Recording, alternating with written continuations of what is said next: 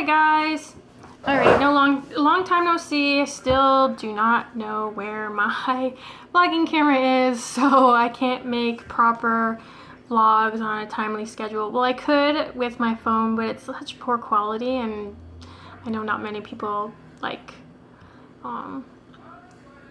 watching phone videos. So anyhow, so I am 21 weeks and how many days? 5? No, 4 days. Yeah. Yes, 4 days. I have like 3 estimated due dates by different methods. So I'm trying to like keep track of them all kind of thing. But anyway, so one big thing, we had the anatomy scan at 19 weeks and 4 days. No, 19 weeks and 3 days. Sorry, I can't keep track. I should probably have a piece of paper with a bunch of information on it. And baby looked amazing. I went in there. I was a bit nervous. Of course, I think most moms are nervous for ultrasounds. And I was lying there, and she kind of had the screen tilted towards me. So I kind of was peeking every once in a while, and I saw her going to check in between the legs, and she did see something, I could tell, because then she wrote on the little ultrasound XX, which means XX chromosome, which means female. And so I was like, at first I was thinking, I'm like, what's XX mean again? I was trying to remember the chromosome thing, which is female, which is male. And then she got the measurements.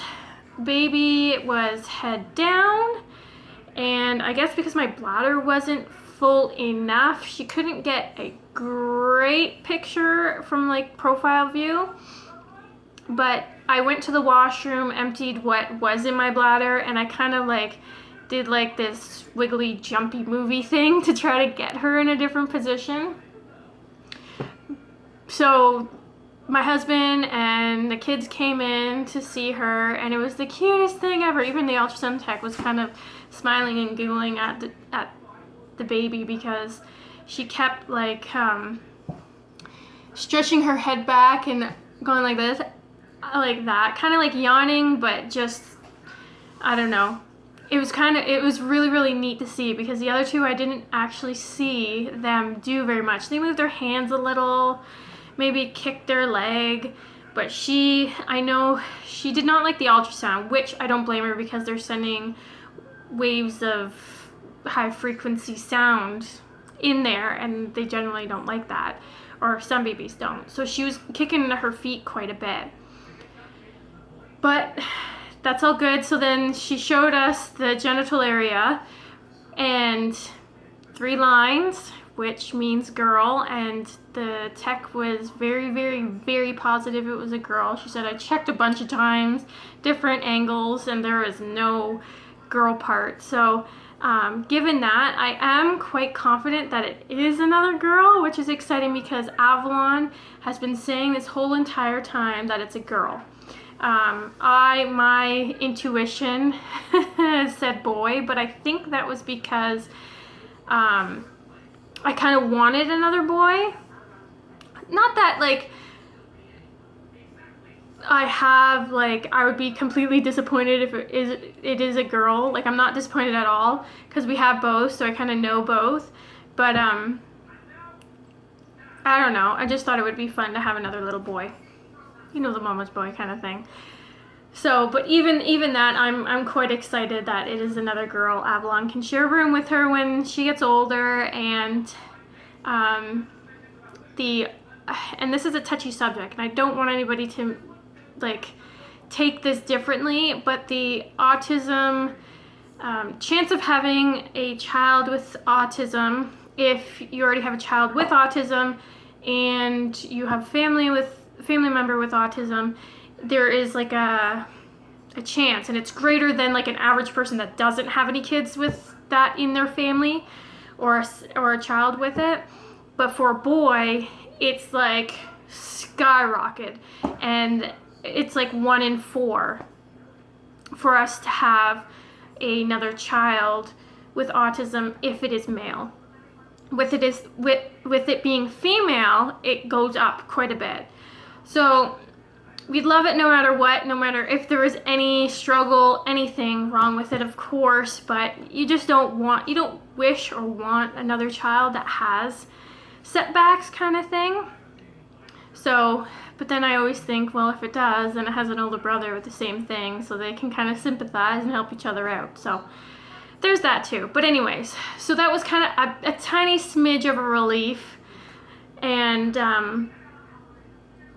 what else? I was thinking, so we've been looking at baby names, and we've come up with a first name already, but now we're trying to look at middle names. And so my kids, their first names are like unique. You've never really heard of it before. They have nature meanings to their first name, but their first name is not an actual nature name like tree or star or maple or something like that, if that makes any sense. So Avalon's means island of apples. Dagny means daylight.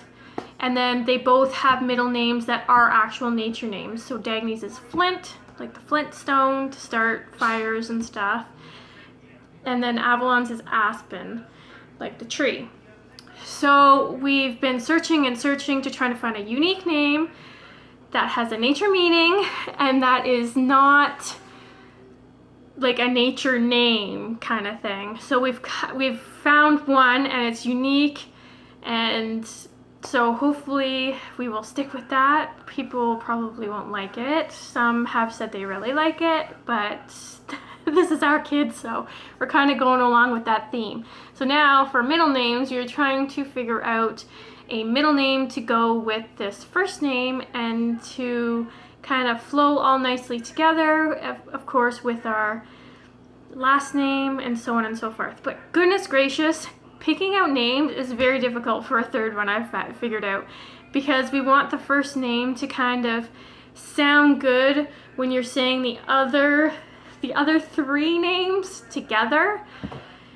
And then you have to look at initials, you have to look at syllables, you have to look at meanings, you have to look at, like, there's just so many different angles that you have to look at to make sure it's going to be an actual good name. So anyway, so we have a first name, we just have to figure out the middle name, and if it does end up turning out to be a boy, like Dagny, we are told he was a girl at our anatomy scan, and then later found out that we were actually having a boy. Because my instincts were saying boy this time, we kind of came up with a first name for a boy. We just have to figure out a middle name, so it wouldn't be a bad thing if it ends up being a boy. And I have quite a mixture of sleepers, boys and girl sleepers, and some neutral ones and white ones. So we're doing very simple stuff, and I'd still put a boy in pink frills. It really would not matter.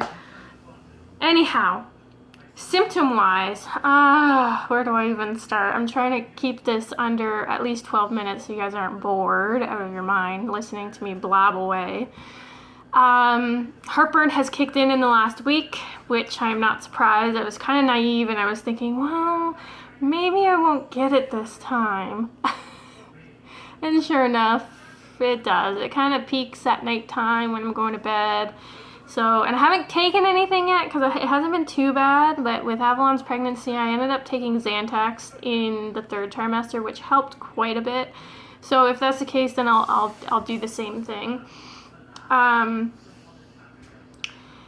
I always say, well, if I have, or the old wives' tale says that if you have heartburn, then your baby's going to have hair on its head, which has come to be quite the thing in my pregnancies. I had it with my first, not as bad as with the second, but Dagny came out with hair, red hair, but not like a whole whack of red hair. Actually, it was more on the back of his head, kind of like an old man style.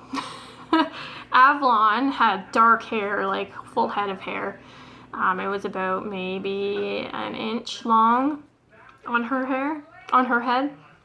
So, and let's see, so heartburn, Braxton Hicks I get all the time ever since like the first trimester. Now I'm getting actual contractions, and these can be very scary. I've never had these before. People are mistaking me when I say I'm having contractions that I'm just talking about Braxton Hicks, and this is not the case. This is actual, like, I feel like I'm starting in early labor like I did with my first.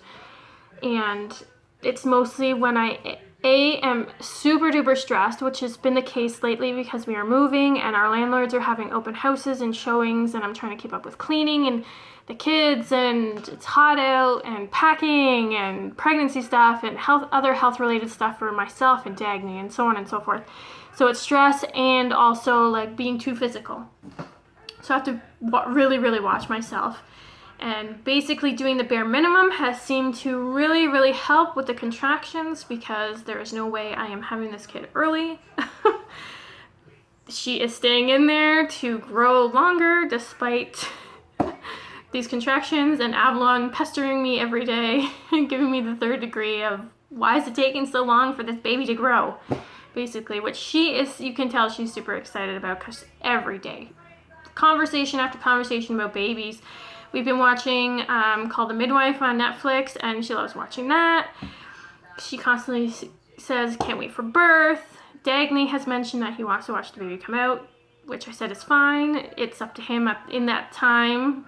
If he's awake or wanting to be there, he's more than welcome to stand, sit, watch, use a flashlight wherever I am to watch it. I don't mind. It's up to his discretion. He can leave the room or wherever I am if he finds it to be too much. So that's another thing. We are still set on a home birth. I've had no call from the midwife in regards to the ultrasound, so no news is good news, I assume. And I'm hoping that they've put in the call to the OB that did my C-section with Avalon, so I can, because you do an OB consult. You don't have to, but I'd prefer it. I just want my information for my C-section, kind of like medical records, if you will. And just to have her kind of on my side if anything does go wrong. It's not going to happen. But if it does, that she will be the one that backs up either a VBAC in the hospital or say another C-section, and I'll have her. She is a huge advocate for VBAC, so that is a plus, and I know that I'll get the go-ahead. I'm just not going to mention it's at home, but there's that. Any other symptoms? I'm sore, achy. Still have no appetite, but I'm making sure I eat. I love sour stuff. I love spicy stuff. So one of my bad cravings is French fries drenched in vinegar, white vinegar, or the Doritos, the sweet chili heat ones, because they are like, I could eat a whole bag, which is really, really bad. I don't want sweet things. Sweet things make me nauseated. I still get nauseated. Still lightheaded, still trying to get my iron up. I took the GD test already, the gestational diabetes test, and that came back with flying colors, so that is good. Other than that, that is probably it. I'm gonna do a belly shot and get this done and over with. If you guys have any questions, feel free to leave them below. I'm pretty good at answering questions or comments, and hopefully I'll get another video up in the next, maybe I want to say in the next month, give or take, because I can't guarantee this whole weekly thing. So I will go and move this out of the way. I'm in the kitchen right now, so there's that. That is for my legs and my arms are so white. See how white they are? Oh my gosh. I don't spend very much time out. Not when I'm pregnant. Other years when I'm not pregnant, I'm usually really tanned. But anyway, so I will talk to you guys later, and hope you guys have a good Father's Day weekend. And I will talk to you soon. Bye.